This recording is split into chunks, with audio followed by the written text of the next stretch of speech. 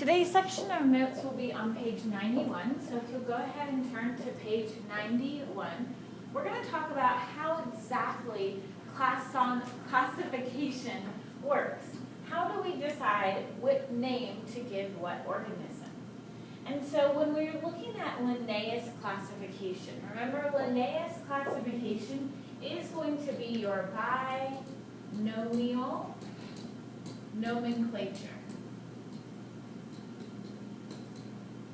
So when we want to give an organism a genus name and a species name, notice I capitalized genus and I lowercase species and I underlined them both. When we want to give them these names, we look at certain traits. So we might look at their morphology, which are their shared physical characteristics. This is what you see by just making observations.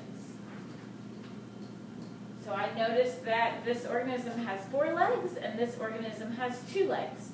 And I start to group them based on the physical characteristics. However, this can actually be really misleading because if you know anything about whales and dolphins, they live in the water, but they're mammals. They breathe oxygen, they have lungs.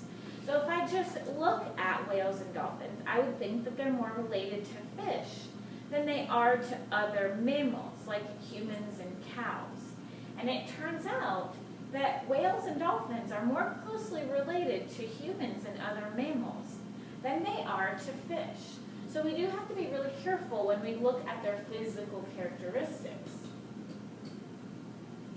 Because the most meaningful piece of evidence is what's called biochemical analysis. This is when we look at the life chemicals. Let's break this word down. Bio means life, chemicals. What we mean is DNA and amino acid sequences. If we look at the DNA of 2 organisms, we can tell how closely related they are.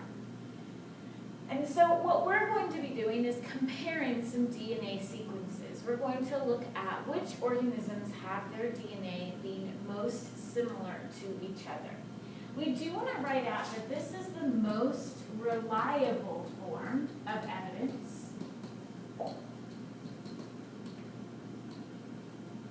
because they either have the same DNA nucleotides or they have different DNA nucleotides. There is a little bit of interpretation, like, okay, the A was changed to a T here, mutated to a C here, who's more related? But the idea is that we understand that DNA codes for proteins and proteins gives traits, and that it's really your DNA that you got from your parents, that you inherited from your ancestors. So DNA and proteins really give us the best information. We can also study something called embryology, or how organisms develop. So if you look at a lizard, a tortoise, a pig, and a human, because they all have backbones, you can see the development of the backbone, but you can also see how they differ as they continue to develop. Once we have our evidence, we can start to create what are called phylogenetic trees. Phylogeny describes the evolutionary relationship between organisms. And so we can look at structures to help determine these relationships. The key here is this idea of evolutionary relationships, meaning who are you related to?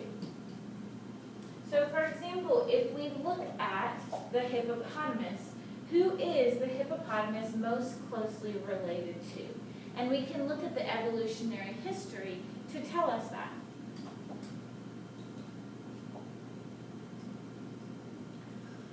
We can create what's called a phylogenetic tree. It shows a visual representation of evolutionary relationships. And so when we draw these phylogenetic trees, it looks like a family tree, but it's based on evidence about the most recent common ancestor. So we want to circle this part. Most recent common ancestor. When we say known, we mean this part right here. This, for example, is a node. It's where these 2 split off. And so what we can start to see is that when we read a phylogenetic tree, you should be able to figure out who's most closely related. And so if I asked you who's most closely related to the rattlesnake, is it the rabbit or is it the tuna, you should be able to identify that the closer you are on a tree, the more related you are. So we have something called a cladogram. A cladogram is a specific type of phylogenetic tree which emphasizes the order in which derived characteristics arise from a phylogenetic tree. And so basically what we want to understand is that as you derive traits, derive means to appear, as new traits appear from mutations,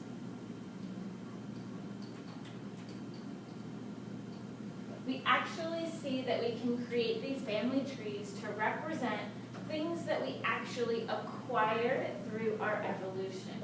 We're going to be coming back to evolution later, and so for now we just want to be able to look at a phylogenetic tree and read it. So you're going to have an assignment today that helps you practice reading phylogenetic trees.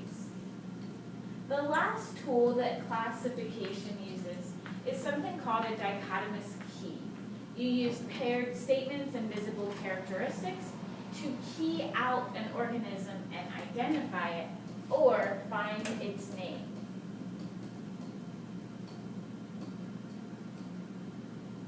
And so we're going to do a little bit of practice with dichotomous keys, including one there that you have in your handbook. So let's look at the dichotomous key that you have.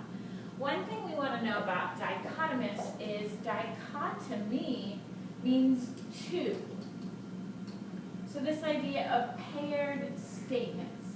The answer is usually yes or no. So when we look at the very first question that you have there, the leaf is divided into leaflets or the leaf is not divided into leaflets. The answer is either yes or no. So when we look at number one, here is our organism. We want to know what type of plant this is. The leaf is divided into leaflets or the leaf is not divided. Well, this is just one leaf, not lots of little ones. So the leaf is not. Go to step two. The veins branch from a single point or they branch from a main vein.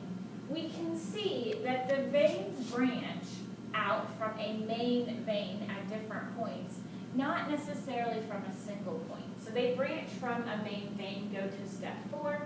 It has a jagged edge or a smooth edge. This has a jagged edge. This is a birch leaf.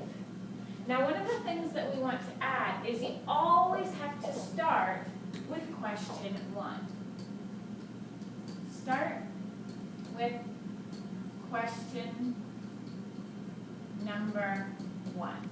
If we jump down here to answer question number four, we might actually be at the wrong place. If we had tried to answer question number three, the leaf is heart-shaped. Well, this kind of looks like a heart. We would have gotten the wrong leaf because this isn't a redbud tree, it's a birch tree.